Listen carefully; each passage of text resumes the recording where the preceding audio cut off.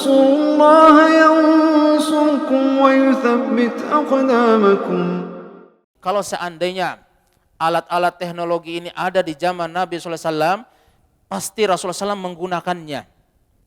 Nah, ketika alat-alat ini tidak ada di zaman Nabi SAW, kemudian bukan berarti ketika baru menjadi perkara-perkara yang bid'ah.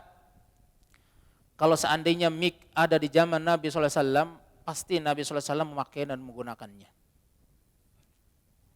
Jadi bukan berarti kemudian tidak ada di zaman Nabi SAW, kemudian tidak boleh dipakai dan dianggap bid'ah. Sebagai contoh misalnya ketika dikumandangkan azan, Bilal itu harus naik ke tempat yang agak tinggi agar suaranya tersampaikan kepada yang lainnya.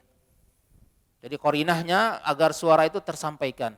Ya kalau seandainya ada mic di saat itu, tidak mungkin Bilal harus naik ke atas, cukup menggunakan mic.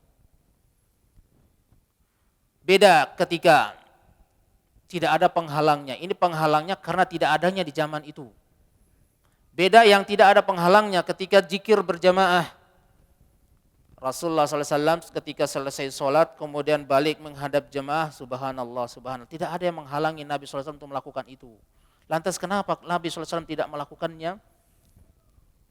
Karena Allah Subhanahu wa ta'ala tidak meriduinya.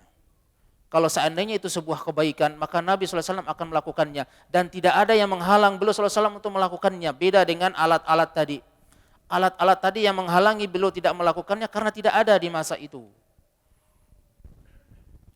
Sehingga analoginya, kenapa Rasulullah SAW tidak melakukan zikir berjamaah? Padahal tidak ada menghalangi Nabi SAW untuk melakukannya. Tapi beliau tidak melakukannya. Maka dari situlah sisi perbedaannya. Ada yang berkaitan dengan urusan-urusan ritual syariah, ada urusan-urusan yang berkaitan dengan benda-benda yang memang bisa berkembang di zaman modern seperti ini.